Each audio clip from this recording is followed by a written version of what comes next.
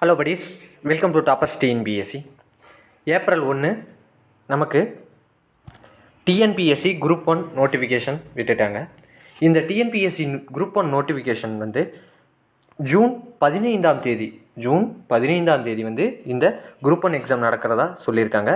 அதனால் நம்ம இந்த டிஎன்பிஎஸ்சி குரூப் 1 பொறுத்தளவுக்கு நமக்கு திருக்குறள் மட்டும் தமிழில் இருக்கும். திருக்குறள் ப்ளஸ் யூனிட் 8 மட்டும்தான். மற்ற அனைத்துமே நமக்கு ஜிகே தான். அதனால் நம்ம இந்த ஜிகேவை கான்சன்ட்ரேட் பண்ணும் விதமாக previous year question paper GK தான் பார்க்க போகிறோம். அடுத்த குரூப் 1 வரைக்கும் நம்ம ஜிகே பார்க்கலாம். குரூப் 1 முடிஞ்சதுக்கு அப்புறமா நம்ம தமிழ் பார்க்க ஆரம்பிக்கலாம். வாங்க இந்த வீடியோக்குள்ளே போகலாம். இது வந்து அனலைஸ் கொஸ்டின் தான். இதனால் முதல்ல எக்கனாமிக்ஸ்னு எடுத்துக்கிட்டோம்னா அனைத்து எக்கனாமிக்ஸ் கொஸ்டினையுமே முடிச்சிருவோம். வாங்க இந்த வீடியோக்குள்ளே போகலாம். முதல் கொஸ்டின், இந்திய பொருளாதாரத்தோட இயல்புகள் அப்படிங்கிற டாப்பிக்கில் இருந்து பார்க்குறோம். பின்வரும் கூற்றுகளில் இந்திய பொருளாதாரத்திற்கு பொருத்தமானது எது? நீங்கள் பொருத்தமானது எது அப்படின்னு அண்டர்லைன் பண்ணிக்கலாம். ஆனால் பேப்பரை பொறுத்தளவுக்கு அண்டர்லைன் பண்ணக்கூடாது. கடைசியாக இந்த ரஃப் பேஜ் அப்படிங்கிறதுல தான் நம்ம எதாக இருந்தாலும் எழுதிக்கணும் அப்படின்னு சொல்லுவாங்க. டிஎன்பிஎஸ்சியை பொறுத்தவரை ப்ரெசன்ஸ் ஆஃப் மிக்சடு எக்கனாமி, கலப்பு பொருளாதாரம் இந்திய பொருளாதாரத்தோட பொருத்தமானது. இரண்டாவது, கலப்பு பொருளாதாரம் தனியார் துறைகளுக்கு எண்ணற்ற ஊக்கங்களை அளிக்காமல் அதிகமான கட்டுப்பாடுகளை விதிக்கின்றது. மூன்றாவது, அரசு கட்டுப்பாட்டின் கீழ் இல்லாத பொருளாதார துறைகளுக்கும் இங்கு இலக்கு நிர்ணயிக்கப்படுகிறது அப்படின்னு கொடுத்துருக்காங்க. இதில் ஒன்று மட்டும்தான் சரி.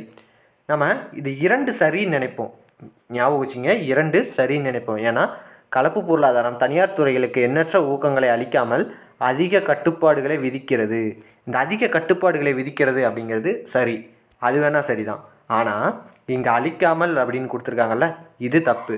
ஏன் அப்படின்னு பார்த்தோம்னா foreign investment FDI, foreign direct investment அப்படின்னு சொல்லப்படுற எஃப்டிஐ, அப்புறம் எஃபிஐ, இந்த போர்ட்ஃபோலியோ இன்வெஸ்ட்மெண்ட் அப்படின்னு சொல்லப்படுற இந்த இரண்டையை கவரத்துக்காக கவர்மெண்ட் வந்து சமீபத்துலேயும் சரி முன்னையும் சரி 1991 எக்கனாமிக்ஸ் ரிஃபார்முக்கு அப்புறம் நமக்கு நிறைய சலுகைகளை வந்து கவர்றதுக்கோசரம், இந்த அந்நிய முதலீடை கவர்றதுக்கோசரம் நிறைய சலுகைகளை அளிச்சிருக்கு. ஆனால் இங்கே அளிக்காமல்னு கொடுத்துருக்காங்க. அதனால் இது தவறு. அடுத்தது, அரசு கட்டுப்பாட்டின் கீழ் இல்லாத பொருளாதார துறைகளுக்கு இங்கு இலக்கு நிர்ணயிக்கப்படுகிறது அப்படிங்கிறது தவறு. ஆனால் எப்படி அப்படிங்கிற வழிகாட்டுதல் நெறிமுறைகளை கொடுப்பாங்க. வழிகாட்டுதல் நெறிமுறைகளை வந்து இவங்க கொடுப்பாங்க, தவிர இலக்கை வந்து இவங்க நிர்ணயிக்க மாட்டாங்க. இது தெரியணும். கலப்பு பொருளாதாரம்னா என்ன அப்படிங்கிறது தெரியணும். இந்த கலப்பு பொருளாதாரம் வந்து முதலாளித்துவமும் கவர்மெண்ட்டும் இணைஞ்சு பண்ணுறதுக்கு பேர் தான் கலப்பு பொருளாதாரம் அப்படின்னு சொல்லுவாங்க. இதில் கவர்மெண்ட்டோட ஷேர் வந்து அதிகமாக இருக்கும். முதலாளித்துவத்தோட ஷேர் வந்து கவர்மெண்ட்டை விட கம்மியாக இருக்கும். இங்கே கவர்மெண்ட்டை விட கம்மியாக இருக்கிறது முதலாளித்துவத்தோட ஷேர் தான். ஷேர்னா முதலீடு அப்படின்னு ஞாபகம் வச்சுங்க. அடுத்தது, சரியானதை தேர்வு செய்க அப்படிங்கிறது கொடுத்துருக்காங்க. இதில் நமக்கு தெரிஞ்சது இந்த ஆப்ஷன் பி மட்டும்தான். ஜான் மோனட் கீன்ஸ் அவர் யார் அப்படின்னா பணம் மற்றும் வட்டி வேலை வாய்ப்பு கோட்பாடு அப்படிங்கிறத அவர் தான் எழுதியிருப்பார். இது எங்கே இருக்குது அப்படின்னு பார்த்தோம்னா 12th புக்கு இருக்குல்ல, 12th எக்கனாமிக்ஸ் புக்கில் முதல் பாடமான பேரியல் பொருளாதாரம், மேக்ரோ எக்கனாமிக்ஸ் அப்படின்னு சொல்லப்படுற அந்த எக்கனாமிக்ஸில் தான் இது இருக்குது. பேரியல் பொருளாதாரம்னு சொல்லப்படுற இதில் தான் அது இருக்குது. என்ன சொல்லியிருப்பார் அப்படின்னு பார்த்தோம்னா, இவர் வந்து இந்த மேக்ரோ எக்கனாமிக்ஸ் அப்படிங்கிறத 1933 இது ஒரு புத்தகத்தை வந்து இவர் வந்து வெளியிட்டிருப்பார். 33 அந்த இதை சொல்லி மேக்ரோ எக்கனாமிக்ஸ்னு சொல்லி அதை 36 வந்து வெளியிட்டிருப்பார். புத்தகத்தை வந்து வெளியிட்டிருப்பாங்க. அந்த கோட்பாடை வந்து மேக்ரோ அப்படிங்கிற கோட்பாடை வந்து 33 சொல்லியிருப்பார். வேலை வாய்ப்பு மற்றும் வட்டி மற்றும் பணம் பற்றிய பொது கோட்பாடு, the general theory of employment, interest and money அப்படின்னு இவர் தான் சொல்லியிருப்பார். இதை எதுக்காக உருவாக்கியிருப்பார் அப்படின்னு பார்த்தோம்னா 1928 அமெரிக்காவில் பொருளாதார பெருமந்தம் வந்து வந்திருக்கும். இந்த பொருளாதார பெருமந்தத்துக்கு என்ன காரணம் அப்படின்னு சொல்லி இதற்கு தான் இந்த ஜேஎம் கின்ஸ் வந்து இதை வந்து சொல்லியிருப்பார். இந்த ஜேஎம் கின்ஸ் பற்றி சொல்லணும் அப்படின்னா இவர் நவீன பொருளாதாரத்தின் தந்தை அப்படின்னு அழைக்கப்படுறவர் தான் இந்த ஜேஎம் கின்ஸ். நவீன பொருளாதாரத்தின் தந்தை அப்படின்னு அழைக்கப்படுறவர் தான் இந்த ஜேஎம் கீன்ஸ். இவரை பற்றி சொல்லணும் அப்படின்னா இவர் இந்த ஆப்ஷன் 1 இதை மட்டும் இது பண்ணால் இங்கே 1 இருக்குது, அடுத்தது இங்கே 2 ஆப்ஷன் இருக்குது. அப்போ இன்னொன்று பார்க்கணும். ஜேம்ஸ் டிசையன்பரி அப்படிங்கிறது இந்த ஜேம்ஸ் டியூஷன்பரி அப்படிங்கிறவர் கொடுத்துருப்பாங்க. அதாவது இது வந்து எங்கே கொடுத்துருப்பாங்க அப்படின்னு பார்த்தோம்னா நுகர்வோர் மற்றும் முதலீடு சார்புகள் அப்படின்னு சொல்லப்படுற பாடத்தில் வந்து கொடுத்துருப்பாங்க. இதுவும் 12th புக்கு தான். குரூப் 1க்கு நம்ம 11th 12th கான்சன்ட்ரேட் பண்ணோம். ஆனால் எக்கனாமிக்ஸை பொறுத்தளவுக்கு குரூப் 4க்குமே 11th 12th தான் கான்சன்ட்ரேட் பண்ணோம். இதை ஞாபகம் வச்சுங்க. குரூப் 4 அதற்குமே இந்த எக்கனாமிக்ஸை கான்சன்ட்ரேட் பண்ணோம். அதனால் இதை வந்து பாருங்கள். இந்த டிசைன்பரி அப்படிங்கிறவர் எது அப்படின்னு பார்த்தோம்னா நமக்கு 4 அதாவது வருவாய் சேமிப்பு நுகர்வோர் நடத்தை கோட்பாடு அப்படிங்கிறத இந்த டிசைன்பரி அப்படிங்கிறவர் சொல்லியிருப்பார்.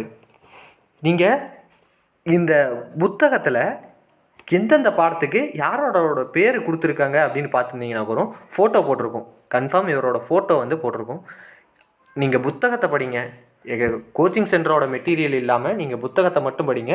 புத்தகம் தான் first priority.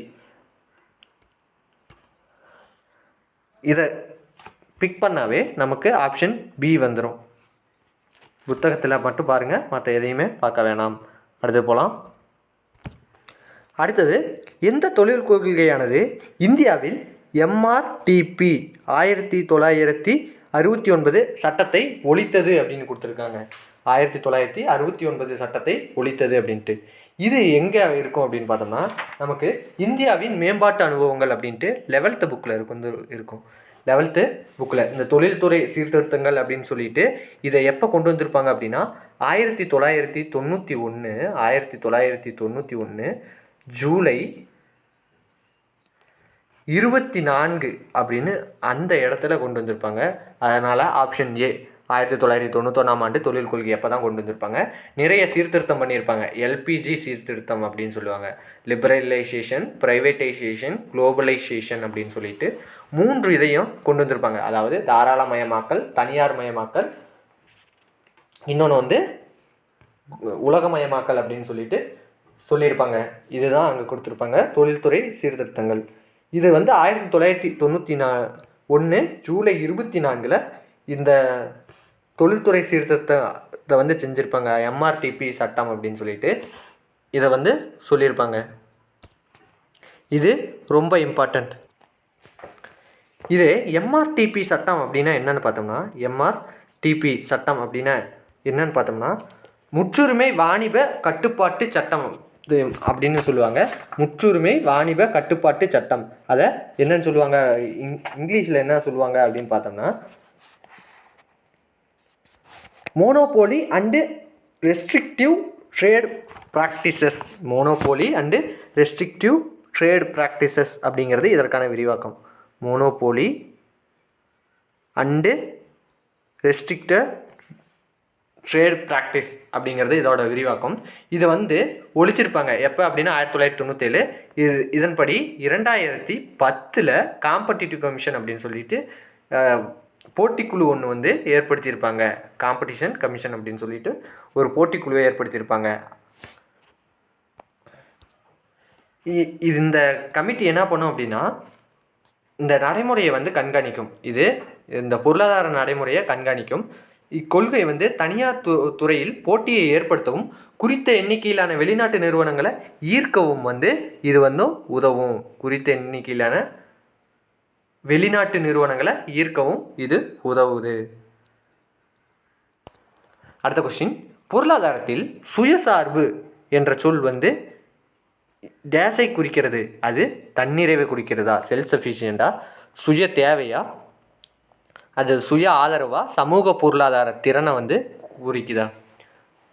Self sufficient, self Reliance, சுயசார்பு அப்படிங்கிறது எதை குறிக்குது? சுயசார்பு அப்படிங்கிறது. இது ஒரு ட்ரிக்கியான கொஸ்டின்னு சொல்லலாம். இதற்கு சரியான விடை ஆப்ஷன் டி, சமூக பொருளாதார திறன். சமூக பொருளாதார திறன், திறன் தான் இங்கே ரொம்ப முக்கியம். சோசியோ எக்கனாமிக் எபிலிட்டி அப்படிங்கிறது, சுயசார்பு அப்படிங்கிறது அதற்கான அர்த்தம். ஏன் இங்கே செல்ஃப் சஃபிஷியன்ட் அப்படிங்கிறத குறிக்கலை அப்படின்னு தெரிஞ்சுக்கங்க. செல்ஃப் சஃபிஷியன்ட் அப்படின்னா நமக்கு என்ன அப்படின்னு பார்த்தோம்னா, நமக்கு தேவையான உணவு வந்து கிடைக்கிது.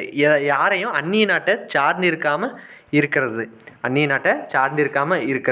ஆனால் சுயசார்பு அப்படிங்கிறது அந்நிய நாட்டை சார்ந்து இருக்காமல் சமுதாயத்தையும் பொருளாதாரத்திறனையும் மேம்படுத்துறது தான் இங்கே குறிக்குது. சமுதாயமும் மேம்படும், பொருளாதார திறனும் மேம்படும்.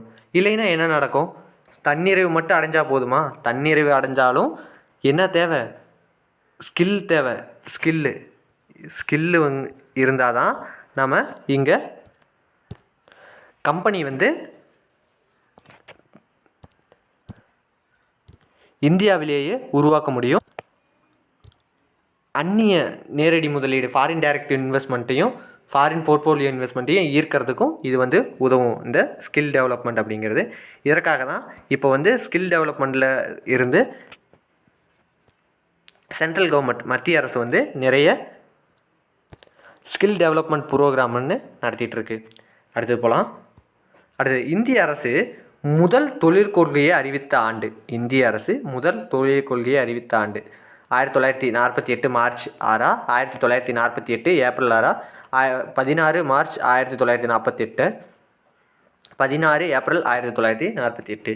இதற்கு சரியான விடை என்ன அப்படின்னா ஆப்ஷன் பி, 6 ஏப்ரல் 1948 என்பது சரியான விடை.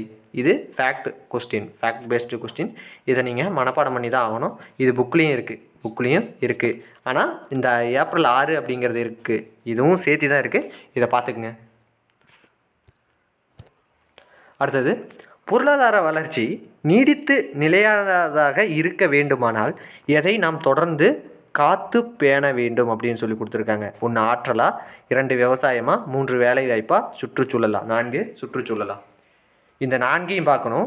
இந்த 4மே பொருந்தும் தான், இந்த 4மே கன்ஃபார்ம் பொருந்தும் தான். ஆனால் நிலைத்து நிற்கணும் அப்படின்னா, நீடித்து நிலைத்து நிற்கணும். சஸ்டெய்னபிள் டெவலப்மெண்ட் அப்படின்னு சொல்லப்படுறது பார்த்துருப்பீங்க. சஸ்டெய்னபிள் டெவலப்மெண்ட் அப்படிங்கிறது.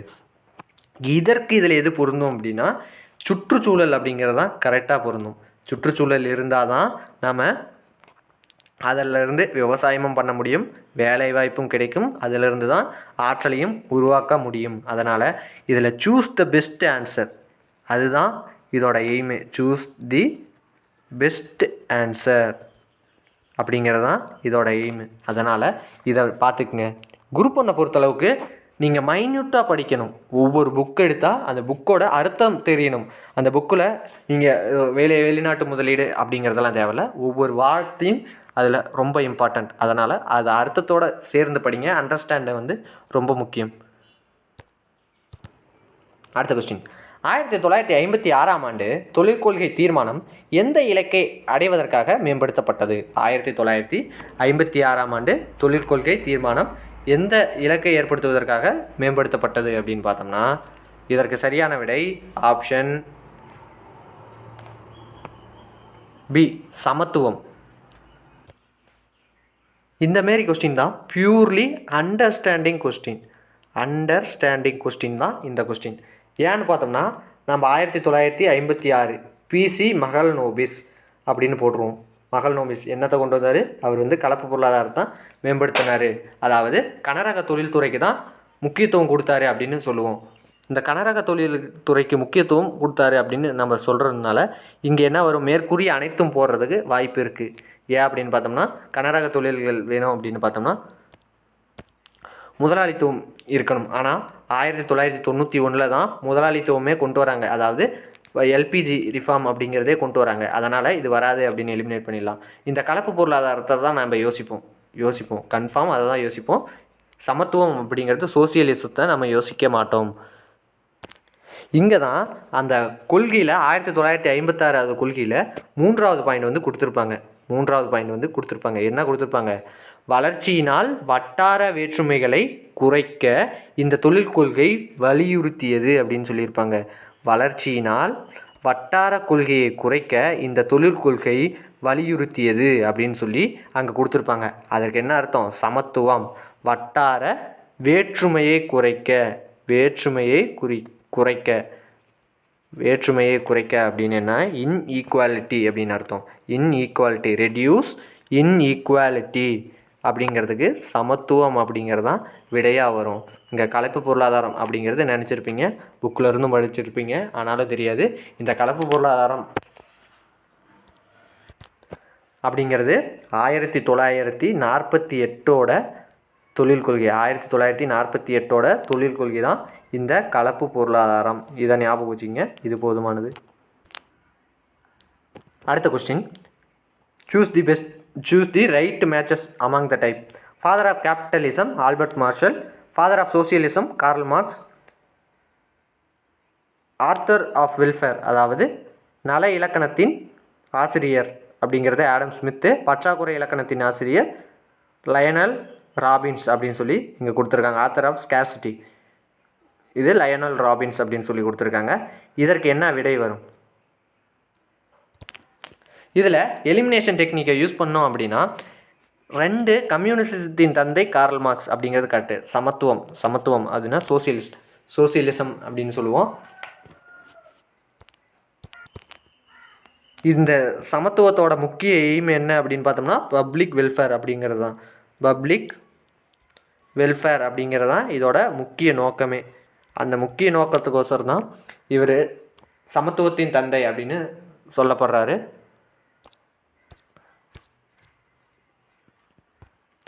இதை வச்சு நம்ம ஆப்ஷனை எலிமினேட் பண்ணால் எதை எலிமினேட் பண்ணலான்னா 1, 3 சரியை நம்ம எலிமினேட் பண்ணிடலாம். அடுத்தது மீதி 2 இருக்குது. 2, 3 சரி, 1, 2, 3 சரி, 1, 2 சரி அப்படின்னு இருக்கா. இதில் நம்ம வேறு எதையுமே எலிமினேட் பண்ண முடியாது. அடுத்தது என்ன பண்ணணும்? இன்னொன்று கண்டுபிடிக்கணும். நல இலக்கணத்தின் ஆசிரியர், பற்றாக்குறை இலக்கணத்தின் ஆசிரியர் யார் அப்படின்னு நம்ம கண்டுபிடிக்கணும். இங்கே நமக்கு நல இலக்கணத்தின் ஆசிரியர் ஆடம் ஸ்மித், இதுதான் தவறாக இருக்குது. ஏன் அப்படின்னா முதலாளித்துவத்தின் தந்தை அப்படிங்கிறது நமக்கு தான் ஆடம் ஸ்மித் வருவார். அப்போ நல இலக்கணத்தின் ஆசிரியர் ஆல்பர்ட் மார்ஷல் வருவார். அப்போ 4 ரைட்டு. அப்போ 1 தவறு அப்படின்னு தெரியணும். 3 தவறு, அதாவது ஆடம் ஸ்மித்து எதிர்க்க வருவார், ஆல்பர்ட் மார்ஷல் எதிர்க்க வருவார் அப்படின்னு தெரிஞ்சால் நமக்கு 1, 3 தவறு அப்படின்னு தெரியணும். அப்போ மீதி என்ன இருக்கும்? 2, 4 சரி அப்படின்னு இருக்கும். இதுதான் விடை. முதலாளித்துவத்தின் தந்தை யார்? Adam Smith. இவர் என்ன கொள்கையை பின்பற்றினார் அப்படின்னு பார்த்தோம்னா லெசி ஃபேர் அப்படிங்கிறது. லெசி ஃபேர் அப்படின்னா தடையில்லா பொருளாதாரம் அப்படின்னு சொல்லுவாங்க, ஓப்பன் எக்கனாமி அப்படின்னு சொல்லுவாங்க. அதாவது சந்தையே அதோட இதை வந்து தீர்மானிச்சிக்கும், அதன் விலையை வந்து தீர்மானிச்சிக்கும் அப்படின்னு சொல்லி கூறினவர் இவர் தான். இவர் வந்து முதலாளித்துவத்தின் தந்தை அப்படின்னு அறியப்படுறாரு. அடுத்தது, இந்திய பொருளாதாரத்தின் பலங்கள் என்ற தலைப்பில் பொருந்தாத வாக்கியத்தை தேர்ந்தெடு. இந்திய பொருளாதாரத்தில் பலங்கள் என்ற தலைப்பில் பொருந்தாத வாக்கியத்தை தேர்ந்தெடு. இந்தியா ஒரு கலப்பு பொருளாதாரம், தொழில்துறை முக்கிய பங்கு வகிக்கிறது, இந்தியா வேகமாக வளரும் பொருளாதாரத்தை கொண்டுள்ளது, 4 இந்தியா வேகமாக வளரும் சேவைத்துறையை கொண்டுள்ளது அப்படின்னு சொல்லி இங்கே கொடுத்துருக்காங்க. இதில் எது வந்து பொருந்தாதது? இதில் பொருந்தாதது எது அப்படின்னு பார்த்தோம்னா ஆப்ஷன் பி, தொழில்துறை முக்கிய பங்கு வகிக்கிறது அப்படிங்கிறது தான் பொருந்தாதது. அதுதான் இங்கே கொடுத்துருப்பாங்க. B, industries plays a key role அப்படின்ட்டு. ஏன் அப்படின்னு பார்த்தோம்னா இந்தியன் எக்கனாமி நம்ம சேவைத்துறையில் ஃபஸ்ட்டு இருக்கும், அடுத்தது தான் நமக்கு மேனுஃபேக்சரிங் செக்டர். இந்த மேனுஃபேக்சரிங் செக்டர் முடிஞ்சதுக்கப்புறம் அக்ரிகல்ச்சரல் அப்படின்னு சொல்லி இதில் இருக்கும். இப்போ ரீசெண்டாக வந்ததுலேயும் இதுதான் முன்னாடி இருக்குது, அதாவது சர்வீஸ் செக்டர் தான் முன்னாடி இருக்குது. மேனுஃபேக்சரிங் செக்டர் வந்து கம்மியாக தான் இருக்குது. அதிக பங்கு வகிக்கிறது இந்தியன் எக்கனாமியில் சர்வீஸ் செக்டர் தான். 2வது மேனுஃபேக்சரிங் செக்டர், 3வது தான் அக்ரிகல்ச்சரல் செக்டர். ஆனால் பிரைமரியில் இது வரும், பிரைமரியில் அக்ரிகல்ச்சரல் செக்டர், அதாவது விவசாயம் அதெல்லாம் வரும். மேனுஃபேக்சரிங் தொழில்துறையில் செகண்டரி செக்டாரும், டெர்ஷியரி செக்டரில் நமக்கு சர்வீஸ் செக்டார் வரும். அப்போ ஆப்ஷன் பி தான் சரியான விடை. இந்தியா ஒரு கலப்பு பொருளாதாரமா? ஆமாம். ஆப்ஷன் எலிமினேஷன் டெக்னிக் பயன்படுத்தணும் அப்படின்னா இந்தியா ஒரு கலப்பு பொருளாதாரம் தான். இந்தியா வேகமாக வளரும் டெவலப்பிங் எக்கானமியும் நம்ம இந்தியா தான். டெவலப்டு கண்ட்ரிஸ் நான் இங்கிலீஷில் சொல்கிறேன் அப்படின்னு ஞாபகம் வச்சுக்காதீங்க. வளர்ந்து வரும் பொருளாதாரமும் இந்தியா தான், அதுவும் வேகமாக. அடுத்து வேகமாக வளர்ந்து வரும் சேவைத்துறை. ஆமாம், நம்ம சேவைத்துறையில் அதிகமாக தான் இருக்கும். அச்சீவ்மெண்ட் வந்து நிறையா பண்ணியிருக்கோம், அதனால தான் இவ்வாறு சொல்கிறாங்க. அடுத்தது, கீழ்கண்ட திட்டங்களை காலமுறைப்படி வரிசைப்படுத்துக. காந்தியின் திட்டம், பாம்பே திட்டம், ஜவஹர்லால் நேரு திட்டம், விஸ்வேஸ்வரய்யா திட்டம் அப்படின்னு சொல்லி 4 திட்டங்களை வந்து இங்கே கொடுத்துருக்காங்க. இதில் என்ன வரும் அப்படின்னு பார்த்தோம்னா, காந்திய திட்டம் அப்படிங்கிறத எப்போ கொண்டு வருவாங்க அப்படின்னு பார்த்தோம்னா எஸ்என் அகர்வால் அப்படிங்கிறவரால் 1944 கொண்டு வரப்பட்டிருக்கும். 1944 வந்து இது கொண்டு வரப்பட்டிருக்கும். இவர் வந்து காந்தியோட சீடர் அப்படின்னு சொல்லப்படுவார். இவர் காந்தினாவே நமக்கு என்ன வரும்? கிராமத்தை முன்னேற்றணும் அப்படின்னு, கிராம பொருளாதார மேம்பாடு திட்டம் அப்படிங்கிறத இவர் தான் கொண்டு வந்திருப்பார். அடுத்து மக்கள் திட்டம் எம்என் ராய் இங்கே கொடுக்கல. பாம்பே திட்டம் வந்து எப்போ அப்படின்னா 1940 to 44. 1940 அப்படின்னு ஞாபகம் வச்சுங்க. 40 to 44. மொத்தம் 8 தொழிலதிபர் வந்து இதில் இருப்பாங்க. தொழில் அதிபர் வந்து இருப்பாங்க.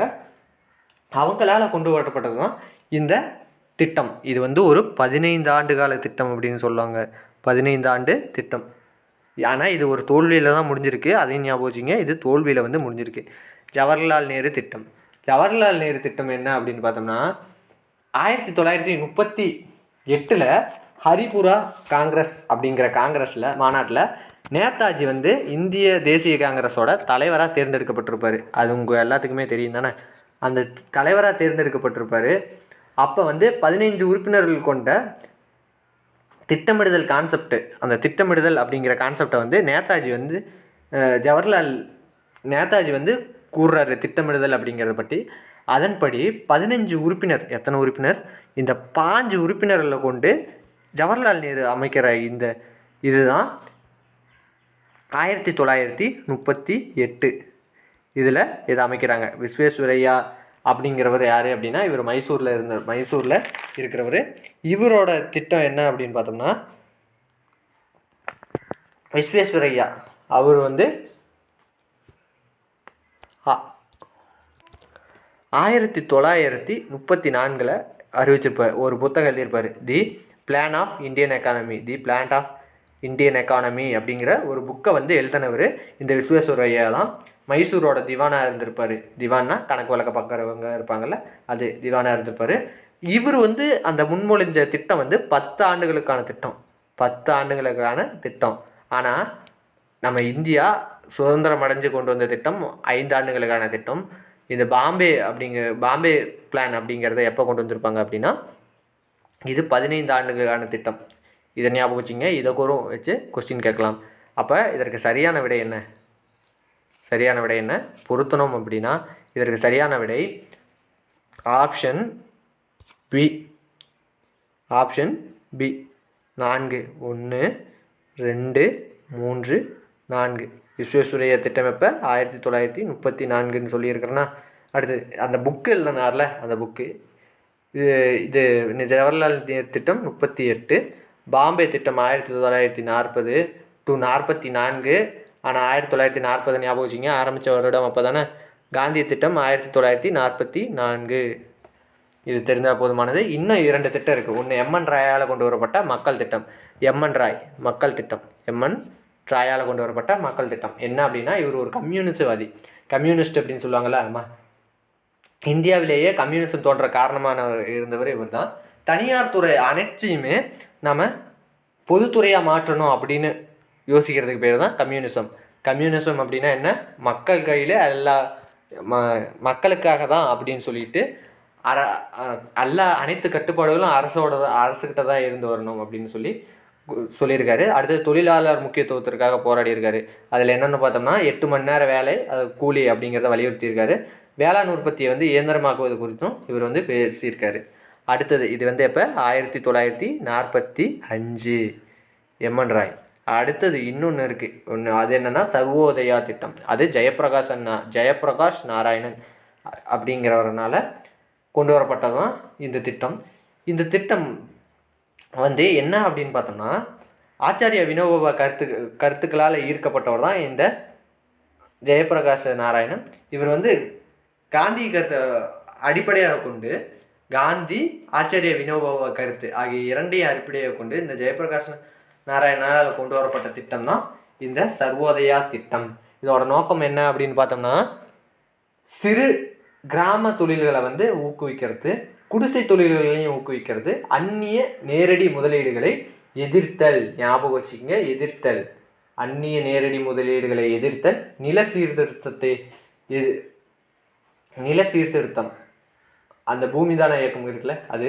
அடுத்து முழுக்க பொதுத்துறை நிறுவனங்களை கொண்டிருத்தல் அப்படின்னு சொல்லி இதை சொன்னவர் தான் இந்த ஜேபி நாராயணன் அவர்கள். அடுத்த கொஸ்டின் போகலாம். இந்த வீடியோவோட கடைசி கொஸ்டின் இதுதான். கூற்று காரணம். கூற்று என்ன? 1929 பிற்பகுதியில் உருவான உலகளாவிய மந்த நிலை இந்தியாவையும் பாதித்தது அப்படின்னு இருக்குது. இரண்டாவது கூற்று, குறிப்பாக விவசாய பொருட்களின் விலைகளில் மிக கடுமையான வீழ்ச்சி மற்றும் ஒட்டுமொத்த ஏற்றுமதி சார்ந்த காலனித்துவ பொருளாதாரத்தில் பெரும் நெருக்கடியை கொண்டு வந்தது அப்படின்னு சொல்லி இங்கே கொடுத்துருக்காங்க. இதற்கு என்ன வரும் விடை அப்படின்னா, இதற்கு சரியான விடை ஆப்ஷன் பி. கூற்று காரணம் இரண்டுமே சரி. ஆர் என்பது காரணம் என்பது கூற்றுக்கான சரியான விளக்கம் அப்படின்னு சொல்லி இங்கே கொடுத்துருக்காங்க. இந்த கூற்று காரணம் அப்படிங்கிறத நீங்கள் படித்து பார்த்து இதை விடையளிக்க கற்றுக்கணும். ஏன்னு அப்படின்னு பார்த்தோம்னா இதை எப்படி வரும் அப்படிங்கிறத நீங்கள் தான் யோசித்து கரெக்டாக போட்டுக்கணும். விவசாய பொருள் இது இந்தியாவையும் பாதித்தது அப்படிங்கிறது கொடுத்துருக்காங்களா, இது கரெக்டான விஷயம்தான். எக்ஸ்ட்ரீம் ஸ்டேட்மெண்ட் அப்படின்னு ஞாபகம் கூடாது. உலகளாவிய இதுலேயும் இந்தியாவையும் பாதித்திருக்கு. இப்போ தற்போதைய நிலவரம் என்ன அப்படின்னா, அமெரிக்காவோட எக்கனாமி அடி வாங்குச்சுன்னா இந்தியாவையும் அது பாதிக்கும் அப்படிங்கிறது தான் உண்மையான நிலவரம். இது உலக நிலவரமும் இதுதான். இதை பார்த்துக்குங்க. அடுத்த கொஸ்டின், எம்என் ராய், ஸ்ரீமன் நாராயணன் 8 தொழிலதிபர்கள். இதை வந்து பொருத்தணும். இதை பொருத்தணும் அப்படின்னா என்ன விட வரும் அப்படின்னு பார்த்தோம்னா நமக்கு ஆப்ஷன் பி. முன்னையே சொல்லியிருக்கேன், எம்என் ராய் என்ன? எம்என் ராய் இவர் வந்து கம்யூனிஸ்ட். அப்போ மக்கள் திட்டம் அப்படின்னு சொல்லிட்டு ஒன்று கொண்டு வந்திருப்பார். 8 தொழிலதிபர்கள் சேர்ந்தது பாம்பே திட்டம். இது எப்போ 1940. மக்கள் திட்டம் அப்படிங்கிறது கொண்டு வந்தது இப்போ 1945. இந்த ஸ்ரீமன் நாராயணன் காந்தி திட்டம் அப்படின்னு சொல்லியிருப்பார்ல, அது 1944. இது மூன்றையும் ஞாபகம் வச்சுங்க. இதற்கு விடை 3, 1, 2. 3, 1, 2 அப்படிங்கிறது. அடுத்தது, 2 முற்றிலும் வேறுபட்ட தன்மைகளை தொடர்படுத்தி குறிப்பது எவ்வாறு குறிப்பிடப்படுகிறது அப்படின்னா அது இரட்டைத்தன்மை. 2 முற்றிலும் வேறுபட்ட தன்மைகளை கோஎக்ஸிஸ்டன்ஸ் ஆஃப் 2 டிஃப்ரெண்ட் ஃபீச்சர்ஸ், இதை குறிக்கிறது இரட்டைத்தன்மை அப்படின்னு சொல்லுவாங்க. இதோட இந்த முதல் பாகம் வந்து முடியுது. இந்த வீடியோ பிடிச்சிருந்தா லைக் பண்ணுங்கள், ஷேர் பண்ணுங்கள், சப்ஸ்கிரைப் பண்ணுங்கள். நன்றி. எக்கனாமிக்ஸை ஒரு கடல் அப்படின்னு சொல்லலாம். டிஎன்பிஎஸ்சியை பொறுத்தளவுக்கு நமக்கு 5 ஆண்டு திட்டம் அப்படின்னு சொல்லிட்டு நிறையா கொடுப்பாங்க. அதில் 5 ஆண்டு திட்டம் முக்கியமானது எதோ அதை தான் பார்க்க போகிறோம். இதெல்லாம் டிஎன்பிஎஸ்சி ப்ரீவியஸ் இயர் கொஸ்டின் பேப்பரில் இருந்து தான் பார்த்துட்ருக்கோம். அதனால் ஒரு கொஸ்டின் பேப்பரில் ஒரு கொஸ்டின் பேப்பருக்கு விடை 1 தான் இருக்கும். அதற்கான ஆப்ஷன்ஸ் 3 இருக்கும்ல, அதை அனைத்தையுமே பார்த்திங்கன்னா ஒரு கொஸ்டின் பேப்பருக்கு 4 கேள்வி பதில்களை நம்ம எடுக்கலாம். அவ்வாறு பார்த்தா தான் இது வந்து உங்களுக்கு புரியும். நன்றி.